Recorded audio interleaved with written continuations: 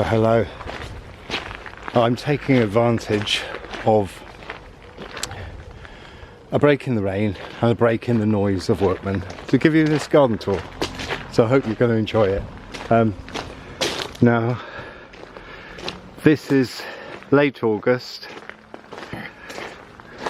This would have been a patch of valerian, but let's take you through into the front garden first. It's all very formal. Box hedging, yew hedging, snowy messbill. Just a basic front garden. Now I'm bringing you this way because this place is an example of what you can do if you don't want perfect square lawns with a bed borders round. This is the patio area, and through there goes to a place we will come out in a minute. Now we're going to go through this way, but I want to show you back up that way because that entrance there, that's going to be pointed out at some point during this. Now we're heading in to what is the main lawn, and what you notice is you can only be about 5 foot tall to get through here, but bear in mind it's rained very heavily for quite a few days.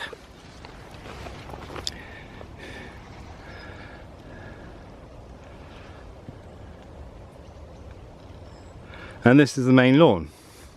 Now as you can see, we've got, it's shrubs basically, but what you need to bear in mind is that once upon a time all of this was a field.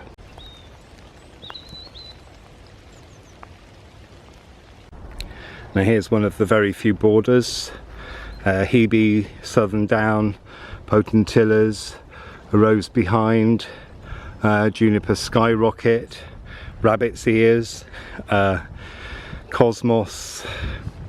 It did used to have Photinia, which you can see just at the back there in the centre of the shot. This was full of them and they'd grown taller than the hedge. So I just cut them down and eventually we took all of them out apart from one, which I keep as a bonsai. And the cornice there making it, you almost don't see the way out. If we come around here, this is quite an old apple tree. It's always pretty well loaded. It does need seeing too, but in some gardens they don't want you to. I mean, I just do what is necessary.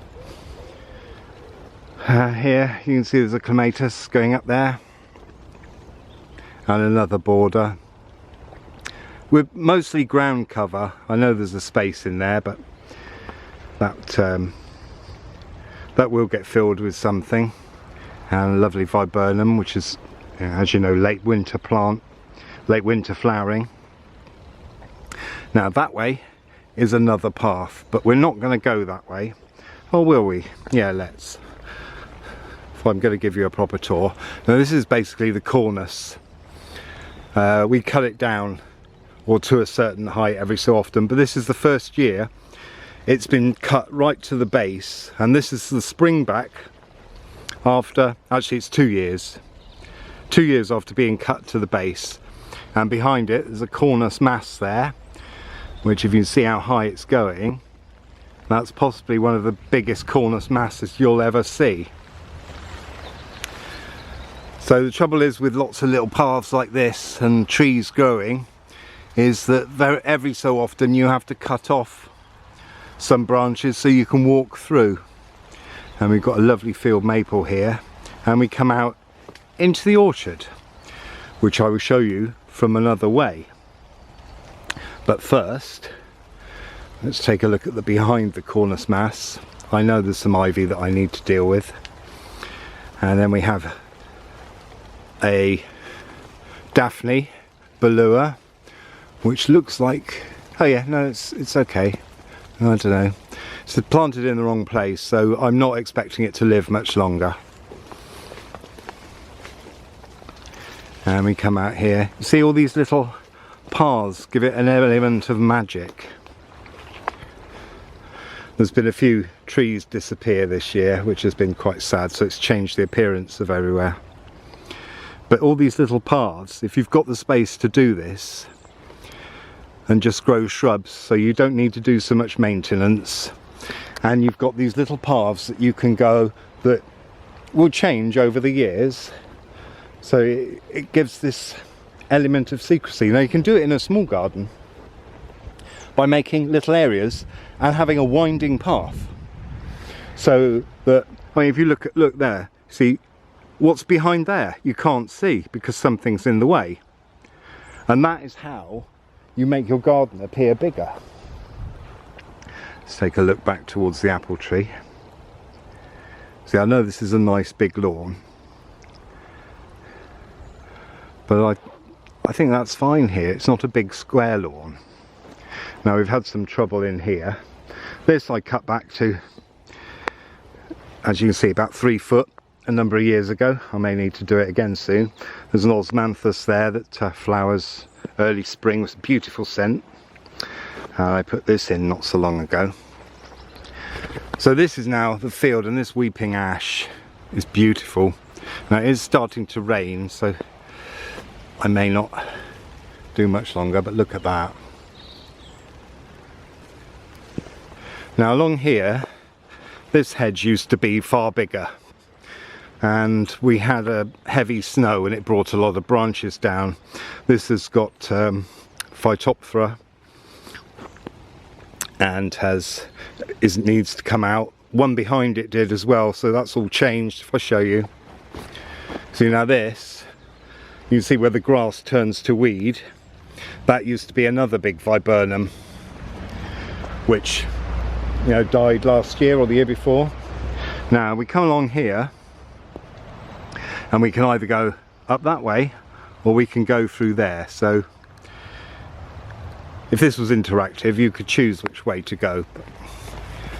So, you know, duck again, and then we're out here, and that's the path that I pointed out, and we come out this way and we're into the orchard,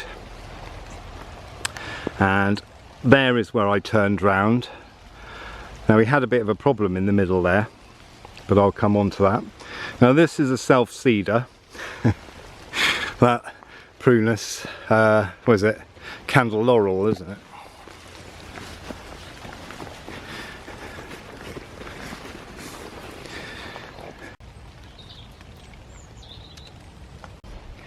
I have to keep wiping the lens. And these are ornamental pears, and they've had a bit of bashing about, and we need to do a little bit of crown raising just to get in now, just to get under. So that's looking back, and you can see up there that happened last week, or the other day actually, and so we could have another little path in here maybe, going through there. This lawn has cowslips, and we're now at the apples and plums, damsons, various sorts of apples.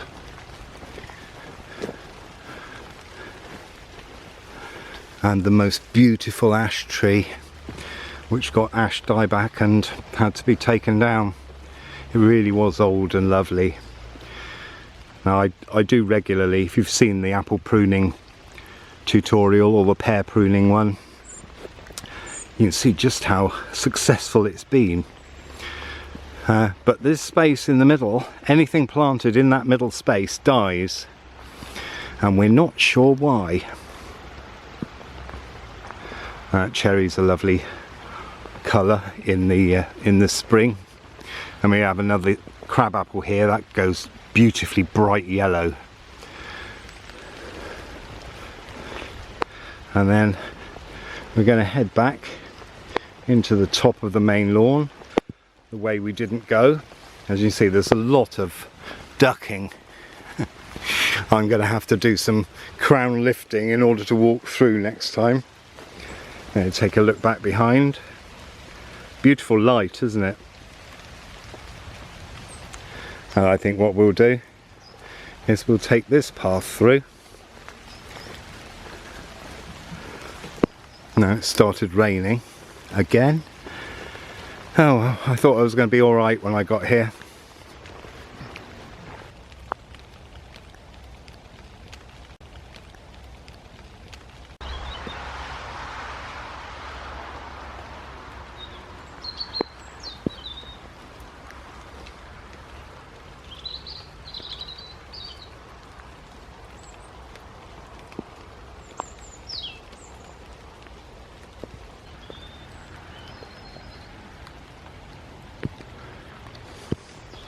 Well, thanks for watching. Hope you enjoyed it. Hope it's given you ideas of things to do. And we go out through one last little path.